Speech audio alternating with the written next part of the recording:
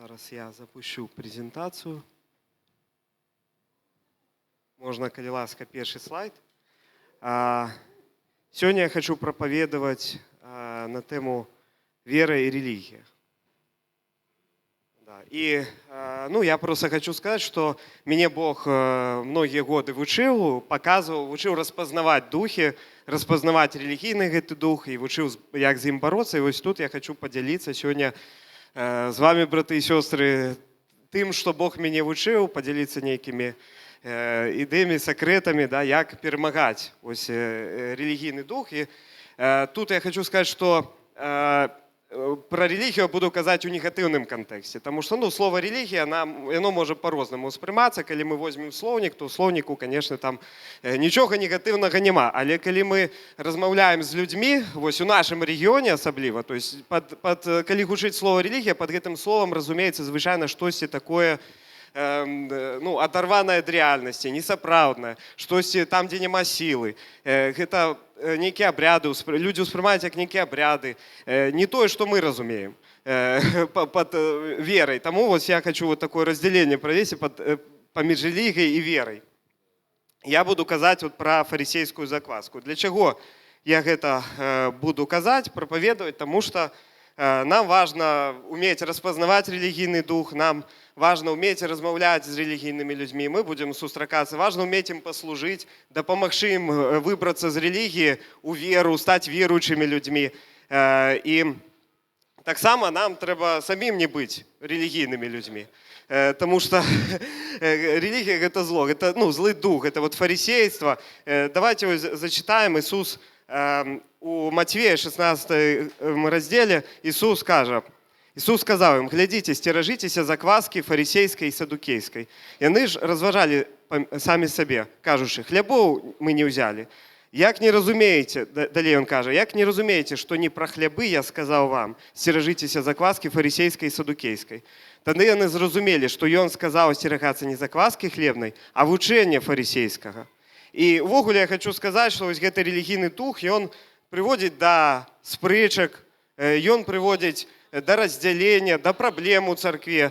И ввогуле с религийным человеком складано размовлять. С ним легко можно посперечаться. И хай Бог добросовіть, щоб ми не були, щоб у нас не було этой закваски, нам треба уметь ось і розпознавати, і перемагати. Давайте разберем сутність ось релігійного духа. По-перше, вот фарисейская закваска. Вот у часы Иисуса было в основном такие две основные религийные группы. Это фарисеи и садукеи. И вот фарисеи это были люди, которые ведают Слово Божие, они ведают Писание, они выконывают Писание, але они шукали избавления не у стосунках с Богом, не у вере живой, не у послухмяности Богу, а у формальном выконании закона Моисеева. Для них вот это все было формальность. И так само ось важне таке відрознення, що фарисеї не любили дописувати Писання. Вони любили допридумувати, вони придумували свої заповіді, і вони викривляли так само Слово Боже по-разному. Так само, окрім фарисеїв, були садукеї. У садукеїв була інша ситуація. Вони, наприклад, не признавали ангелів, вони не признавали, що буде воскресіння мертвих. По сутності, вони викидували шмат чого со Слова Божого, і вони сподівалися, и они жили только в этом свете. Они не признавали, что будет Царство Божие. И это так само была такая религийная закваска. Это так само были религийные люди. И по сутности, что такое религия? Это, я такое означение вывел, что это человечее вучение. Это человечее вучение, то, что Бог не казал, то, что люди придумали. И ось это все почалося з Едемського сада. Ось перша релігія почалася з Едемського сада, коли Бог сказав: не ешьте з дерева з познання добра і зла. Давайте я зачитаю. Вот Бытие, другий розділ.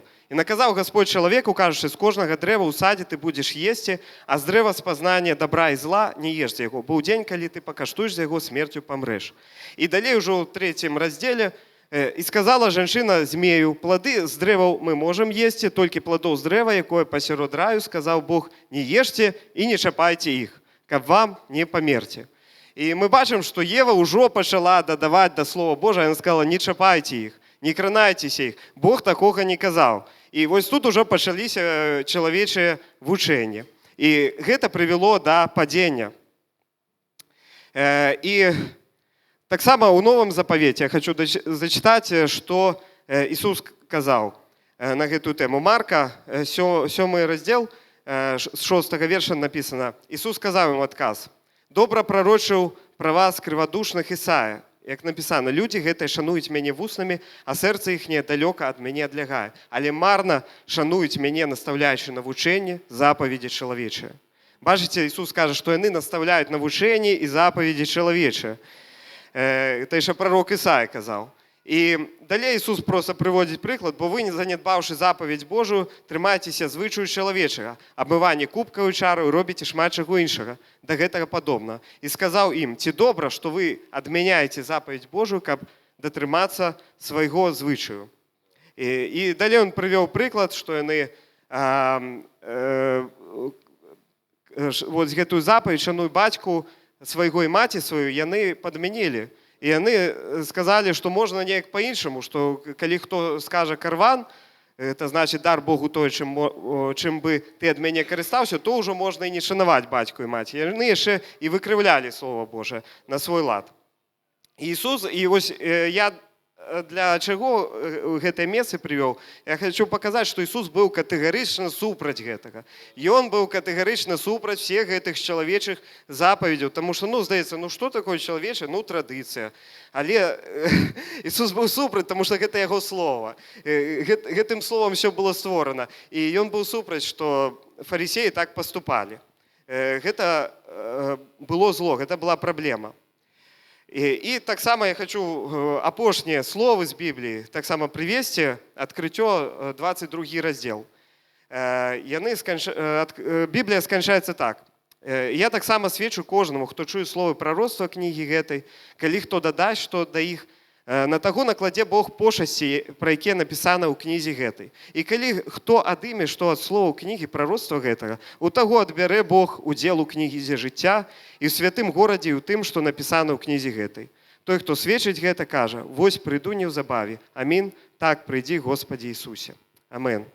І Біблія ў апошняй кнізе папярэджвае нас, каб мы нічога не дадавалі і таксама нічога не прыбіралі са Слова Божага.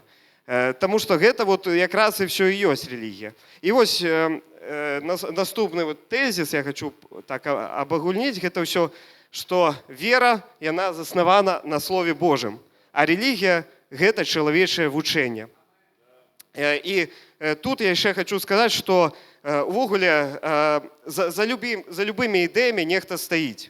І вось за верай стаіць Бог, а за рэлігіямі абавязкова стаяць нейкія людзі. Ідэі яны не бяруцца з пустаты. Яны так проста самі па сабе не ўзнікаюць. Усё роўна ёсць нейкія людзі, которые гэта ўсё прыдумалі.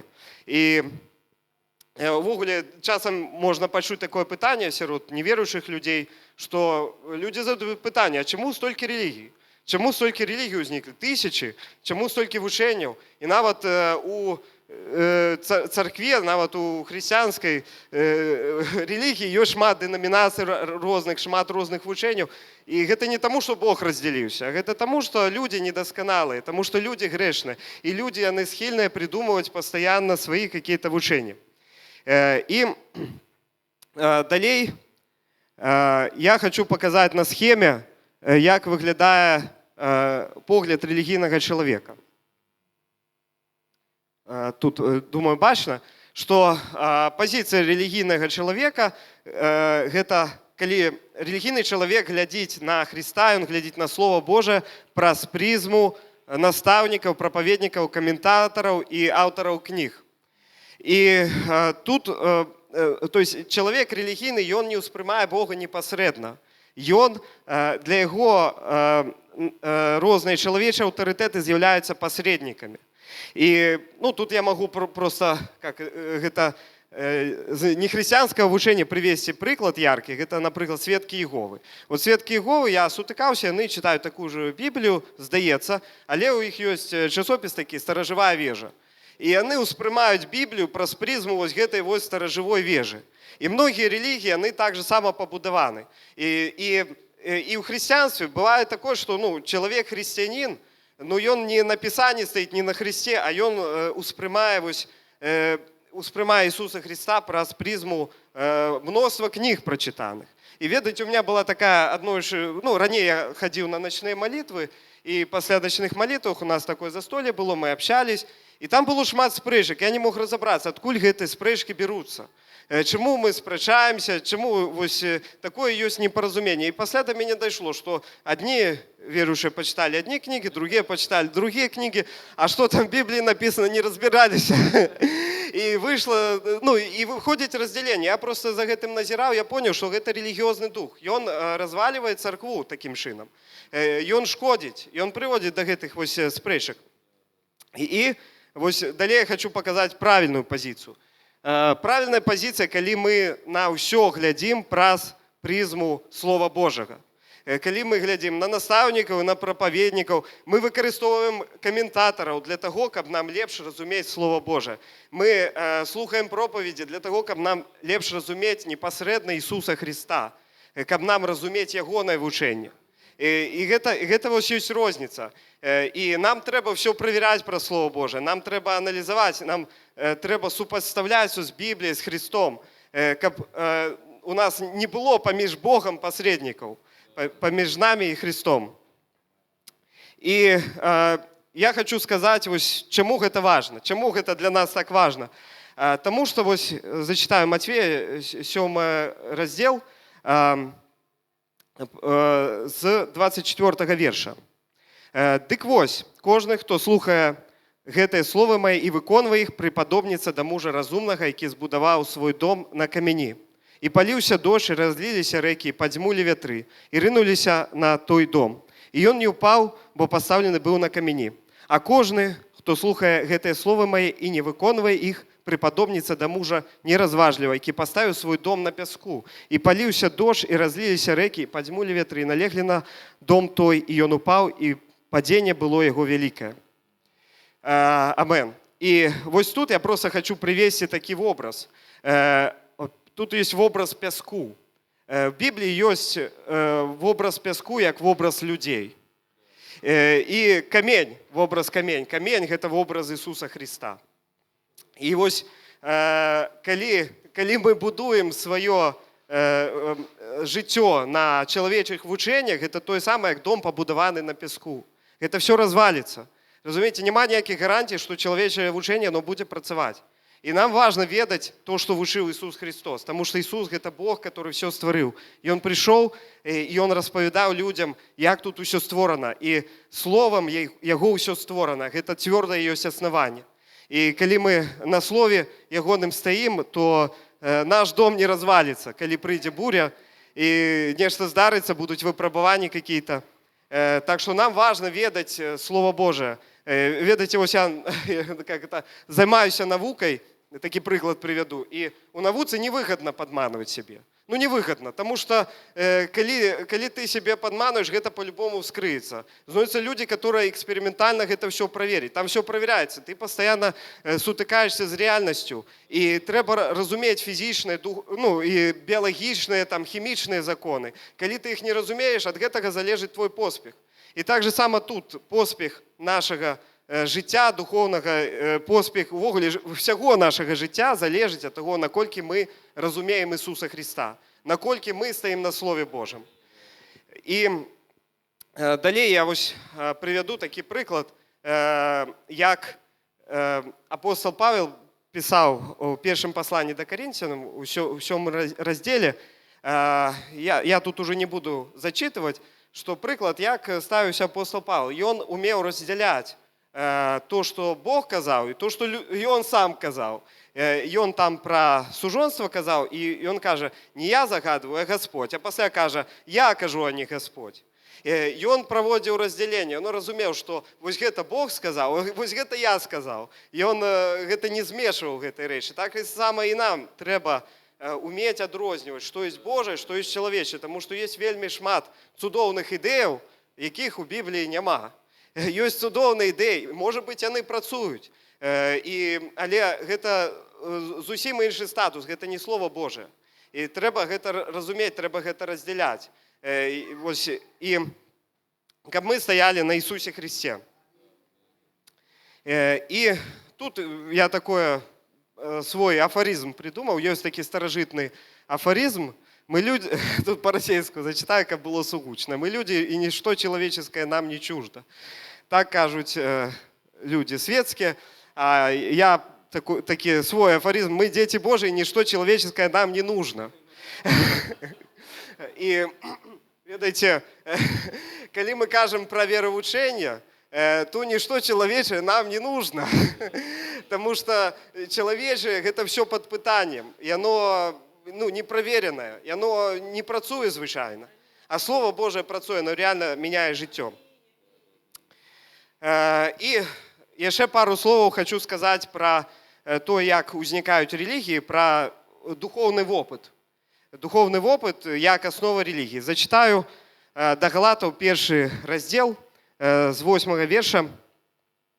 Але каб нават мы, альбо анёл з нябёсаў пачаў звеставаць вам не тое, што мы звеставалі вам, хай будзе анатэма. Як раней мы сказалі, так і цяпер яшчэ кажу. Хто звястуе вам не тое, што вы прынялі, хай будзе анатэма.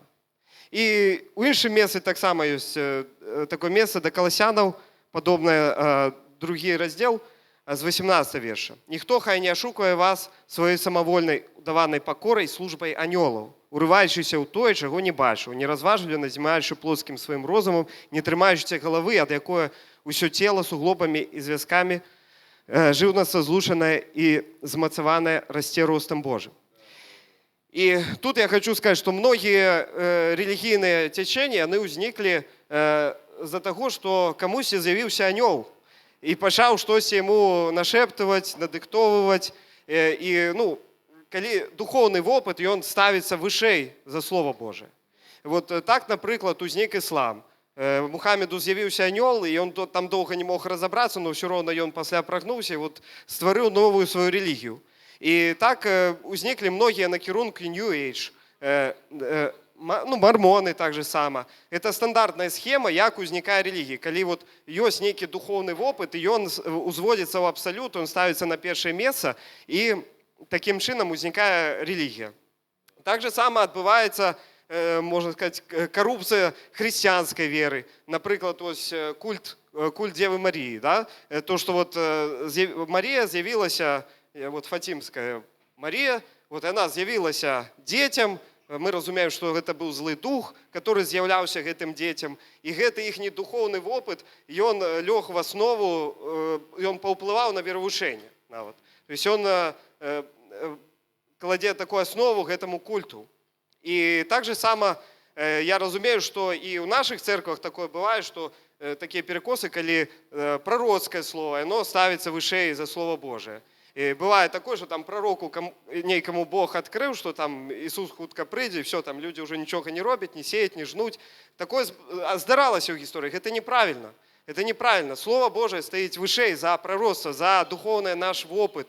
Мы стоим не на нашем духовном опыте, мы стоим на Слове Божьем. На тым, что в Библии записано. Мы стоим на Иисусе Христе. И опыт наш, он может меняться. Это такая вещь нестабильная. То, что мы допустим, сегодня у нас нема опыту, там, воскресения мертвых по молитве, а завтра он может з'явиться. Мы не можем будовать наше учение на своем духовном опыте. Тому тут треба иметь правильно, я не кажу, что там треба адмаўляць усім духовны опыт, но я кажу про прыярытэты. Трэба разумець, што Слово Божие, яно вышэй за наш духовный опыт. И мы маем у Слове Божьем, мы маем адзінства. Потому что калі мы будем на духовном опыте будовать наши стасунки, у нас адзінства не будет. А адзінства наше в Иисусе Христе, у Слове Божьем. Так, и далей я хочу пару прыёмаў распавесці, як нам разбирацца з гэтым рэлігійным духам, як нам яго перамагаць. Тут ёсць, я прывёў некаторыя, выпісаў ідалы рэлігіі. Гэта я, можа быць, гэта не ўсе ідалы рэлігіі, там можна яшчэ нейкія прывесці. І гэтыя ідалы, то есть у рэлігіі ёсць свае ідалы. І гэтыя ідалы з'яўляюцца адначасова слабымі месцамі рэлігіі. Гэта ключ, як нам перамагаць гэта. Мы можам біць па гэтых ідалаў і разбураць рэлігію. Вось. І давайте першы ідал – гэта чалавечыя аўтарытэты. Вось тут я хочу таким падзяліцца сакрэтам. Калі прыйдзецца вам размаўляць з рэлігійным чалавекам, то там будзе размова в асноўным пра чалавечыя аўтарытэты. Хто правы? Гэтыя адно сказалі, тыя другое сказалі. І тут важна памятаць, што мы не прапаведуем сваю правату. Мы не доказываем свою правоту. Мы доказываем правоту Слова Божьего. Мы доказываем правоту Иисуса Христа. И гэта розніца ёсць. Калі мы займаем такую пазіцыю, то рэлігія адступае. І вось важна гэта для сябе памятаць просто, займаць такую пазіцыю, што мы тут на зямлі для того, каб несці вучэнне Ісуса Христа. А Ісус ужо будзе даказваць, Господ будзе даказваць свое слово цудамі і знамениями, Он будзе пацвярджаць, Он заступіцца, Ён пастаіць за свое слово. Гэта вось ключ для того, каб пазбягаць пустых спрэчак просто. Вы ўбачыце, вот, калі будзеце такую правильную пазіцыю займаць, то этот религийный дух, он не будет иметь силы. И наступные идолы, которые есть. Храмы и традиции. Тут я хочу приклад привести. Приклад с Писания, за что обвинувачили Степана. Это Деи 6 раздел, с 13 по 14.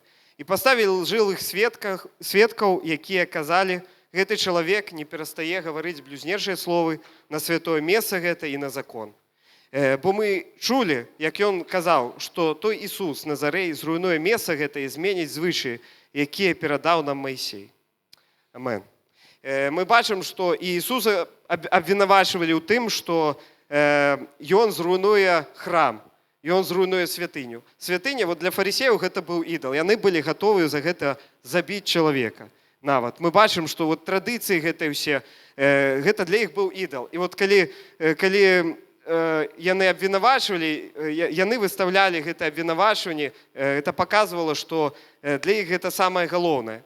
І вось у рэлігіі, у любой рэлігіі, звычайна, вот нейкія месцы пакланення, храм гэта з'яўляецца ідалам, вот, тое, што трымае сэрцы людзей. Я хочу зачытаць вось приклад Ісуса Христа, як Ісус размаўляў з самарянкай. Яна, 4 раздел, з 20 верша. Бацькі, калі Ісус сустрэўся з самарянкай, самарянка вось кажа: «Бацькі нашы пакланяліся на гэтай гары, а вы кажаце, што месца, дзе трэба пакланяцца ў Іерусаліме». Ісус кажа ёй: «Павер мне, што настане час, калі і не на гэтай гары, і не ў Іерусаліме будзеце пакланяцца Айцу. Вы не ведаеце, чаму кланяецеся, а мы ведаем, чаму кланяемся, бо збаўленне ад юдэяў. Але настане час, і настаў ужо, калі сапраўдныя паклоннікі будуць пакланяцца Айцу ў духу і праўдзе, бо такіх паклоннікаў Отец шукае сабе. Бог ёсць дух, і тыя, што пакланяюцца Яму, павінны пакланяцца ў духу і праўдзе». Амен. Аллилуйя, слава Господу. Ісус нас вызваліў ад гэтых ідалаў храма, ад ідалаў месцаў каких-то. Да? Мы живем в Новом Заповете. Все, Старый Заповет скончился. И мы уже не привязаны до каких-то святых месцаў. Нам не трэба шукаць месцы силы, там, як релігійныя люди шукаюць. Мы можем пакланяцца Господу ў духу і правде на любым месцы, Бог прымае наши молитвы. И гэта вельмі важно. Гэта вельмі важно, потому что практически любая религия, она привязана до нейких месцаў. И тут Ісус, Он дае як бы ключ. И Он ключ дае нам, як нам перамагаць гэты релігійны дух. Вось, ну, як ён самарянке сказал, да, что вот, дарэчы, вот хочу звярнуць увагу. Вот самарянка же что запытала? Она кажа, что вот самаряне кажа, что там трэба пакланяцца, юдэі кажа, что там пакланяцца. Для яе вот у сэрцы быў гэты ідол, ну і важна было ведаць месца пакланення. Вось, і Ісус пераводзіць яе увагу, ён кажа, не важна, дзе пакланяцца, не важна ўжо прыходзіць новы запавет. І вось гэта для нас ключ што калі мы умеем пакланяцца на любым месцы, то мы наносім удар по духу рэлігіі. Я, ведаеце, это маё такое асабістае адкрыццё, што я верю, што нам трэба маліцца на нашых працах. Нам трэба маліцца па дамах, на вуліцах, на любым месцы. І рэлігійны дух будзе старацца нас сканцэнтраваць вось у межах царкоўных будынкаў, замкнуць нас, каб мы маліліся толькі на служэннях. Но я верю, што нам трэба выходзіць за межы царкоўнага будынка, выходзіць за межы месцаў афіцыйных, месцаў пакланення, маліцца на працах. Ведаеце, у нас калі я на хімфаке вучыўся, у нас там была малітва. Мы просто збіраліся на каридорі, маліліся, спевы спевалі. І зараз у нас в лабараторії ёсць таксама малітва. Мы збіраемся часам, молімся.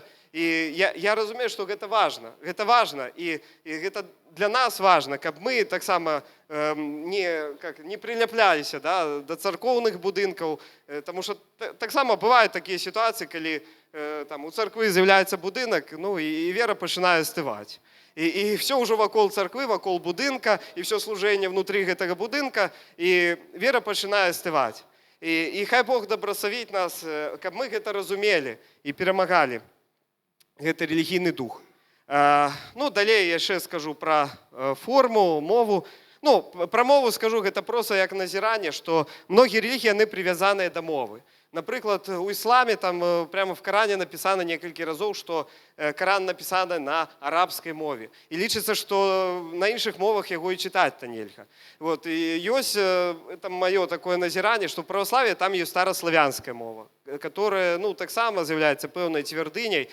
Там у каталіцкім вучэнні там ёсць прыкладна до 1960-х гадоў служение шло на латинской мове.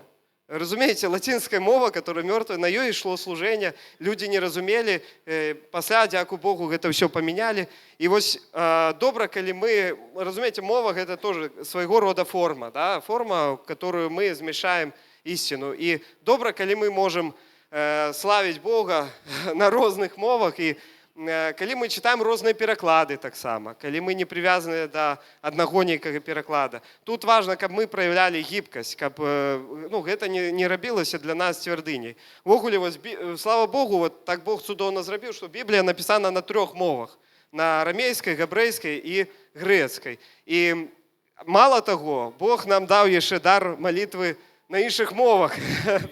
Гэта паказвае, што Бог, ён Бог усіх моваў.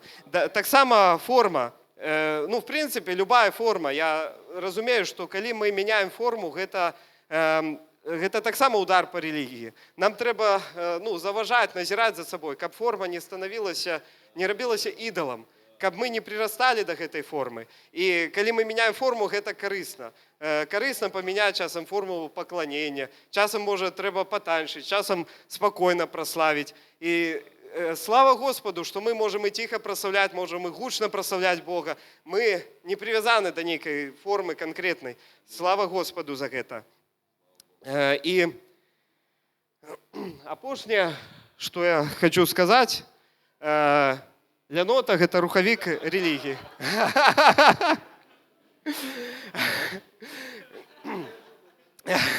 Нечакана, да?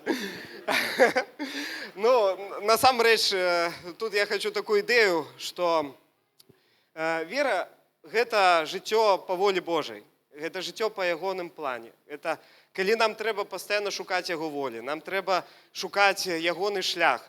Гэта калі мы рухаемся, так можна сказаць, не па накатанай. Наадварот, мы накатываем новы шлях. Бог нас вядзе новым шляхам, ён робіць усё новае. І гэта вельмі энергетычна затратна. Это трэба пастаянна думаць, шукаць Слова Божае. Канешне, прасцей ўсё рабіць па нейкіх традыцыях, рабіць усё па нейкіх алгарытмах. І гэта якраз, я думаю, тое, што цягне, гэта лянота, яна цягне ўсё в гэтую рэлігію. Таму што прасцей ўсё звесці да нейкіх рэлігійных рамак. Нават калі форму мы какую-то меняем, гэта для нашага мозга таксама стрэс. Это затраты энергии лишние. И важно, каб мы не леніліся. Важно, каб мы не леніліся шукаць Бога. І треба розуміти, що життя з Богом – це творчість. Бог створює все нове. Я от приклад хочу такий привести. Я займаюся наукою, і у науці там стоїть задача зробити нечто нове. Зробити нечто нове, то, чого ніхто не робив. Часом стоїть задача зробити то, не ведаю що. І я розумію, що творча діяльність – це на порядок більш складаний, чим просто, коли тобі приносять некий протокол і кажуть, от роби по цьому протоколі, по цій інструкції. Робити по інструкції доволі просто. Нашмат простіше, ніж займатися творчістю. І ось тому ось такі творчі професії, вони ціняться моцно. Да, там. І Бог нас закликає до творчості. А творчість – це така праця, це вельми енергозатратний процес.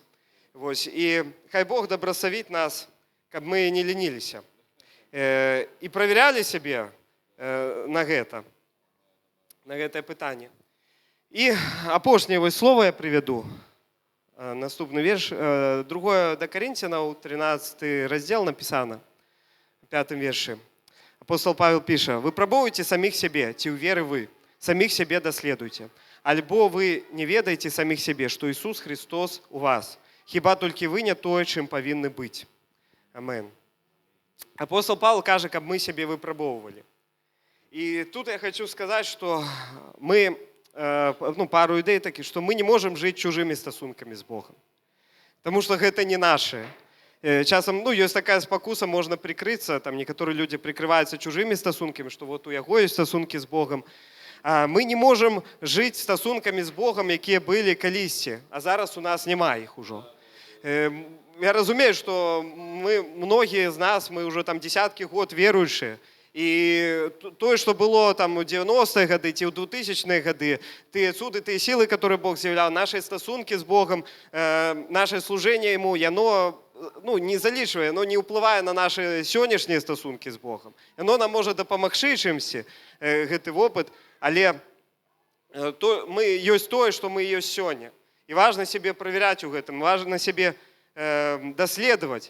І ще одну скажу ідею, що важливо, коли ми відкриті, і коли ми ділимося свідченнями, ми розповідаємо про наші стосунки з Богом. У церкві, для цього церква, справоздачність перед братами і сестрами, це вельми для нас корисно. Тому що от ми, наприклад, на хатні, ми ділимося свідченнями. І це допомагає нам зрозуміти, де ми знаходимося, що з нашими стосунками з Богом. Це допомагає нам зрозуміти, як Бог діє в нашому житті, зауважати це все. І це допомагає нам перевірити самих себе. Так само я для себе, може бути, комусь допоможе, я задаю собі питання, наскільки Бог до мене людей приводить, наскільки Бог мені людей довіряє. Ті бачу, як Бог мені довіряв людей. Наскільки служення моє у церкві в пріоритеті. Я ось себе перевіряю особисто, чи готовий я працю покинути, взяти відгул, поїхати на служення, на конференцію какую-то християнську. Наскільки молитва в пріоритеті, що з моєю ранішньою молитвою, скільки я часу уділяю. Нам треба перевіряти це, що з моїми стосунками з Богом.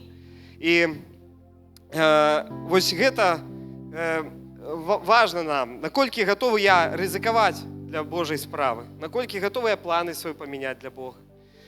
Давайте будем себе проверять, Слово Божие каже, как мы себе проверяли, наскільки ми у вірі. І будемо шукати стосунків з Богом. Будемо тримати наші стосунки з Богом в доброму стані, тримати віру нашу в гарячому стані, щоб ми горіли для Бога, щоб ми були завжди на совість з Богом, готові пойти по Його волі. Амен. Я помолюся. Господь Бог великий, дякую Тобі, Боже, за те, що Ти сьогодні з нами, за те, що Ти дав нам ведать Тебе, Ти дав нам ведать не мертвую релігію, Ти дав нам ведать живого Бога. Господь, і ми ведаємо Тебе, живого Бога, і ми ведаємо, що Ти живий. І Ти дав нам Духа Святого, і Ти ведеш нас Духом Святим. Господь, добросови наш духовний стан, добросови наші стосунки з Тобою, добросови, щоб ми були бадьорые, как мы были бадьорые, как мы были на совести с Тобой, посвященные Тебе, Господь великий. И хай некая фарисейская закваска не пристанет до нас. Хай не пристанет до нас некий дух религии, Господь, у ім'я Ісуса Христа. Боже, да благослови, каб мы не были ленивы, каб мы не ленились молиться, каб мы не ленились шукать Слова Твоего на каждую ситуацию. Бог, да благослови нас, Господь великий. Мы доверяемся в Твои руки, Господи великий. Веди нас, Господь, давай нам мудрости, Господь Бог, як нам перемагать дух религии. Господь, давай нам мудрости, Господь великий, как мы были живые верующие, живые, Господь великий, как вера наша была живой, горячей, Господь, в имя Иисуса Христа. Молим Тебе. Аминь. Аллилуйя, слава Господу. Аллилуйя, аллилуйя, аллилуйя. Знаете, давайте мы, еще помолимся за тех, у кого нет стосунков, у кого нет еще отношений с Богом, да, у кого нет вот этой глубины, кто еще не познал Его, кто не принял Иисуса в свое сердце. Я обращаюсь для тех, кто смотрит нас также в онлайне, и я хочу предложить вам помолиться молитву покаяния. Молитва покаяния – это прежде всего молитва та, которая приглашает Иисуса в свою жизнь, да, чтобы вы пережили личную встречу с Ним, и ваша жизнь была изменена. Она провоцирует тем, что твоя жизнь развернется на 180 градусов, да, и ты будешь идти в сторону Бога. Это первый шаг в сторону Бога, это первый шаг к тому, чтобы идти к Нему. И знаете, если кто-то есть в зале также, давайте будем молиться этой молитвой, вместе молитвы покаяния. Знаете, эта молитва для меня была такой решающей, я разделяю жизнь до Христа и жизнь после Христа. Она всегда была, связана была с тем, что моя жизнь после Христа, она стала просто другой. Ни одного раза я не пожалел того, что я принял Иисуса в свою жизнь, то, что я восстановил свои отношения с Ним. И поэтому я предлагаю также каждому из вас сейчас помолиться. Это молитва покаяния. Те, кто онлайн смотрит, давайте вместе это сделаем. Я буду повторять слова. Если вы с ними согласны, провозглашайте их вслух вместе со мной. И мы скажем: дорогой Отец Небесный, я прихожу к Тебе, такой, какой я есть. И я осознаю, что я грешен. Я прошу Тебя, прости мне все мои грехи, войди в мою жизнь, стань моим Господом и моим Спасителем. Разверни мою жизнь к Тебе. Я хочу сделать этот первый шаг навстречу к Тебе.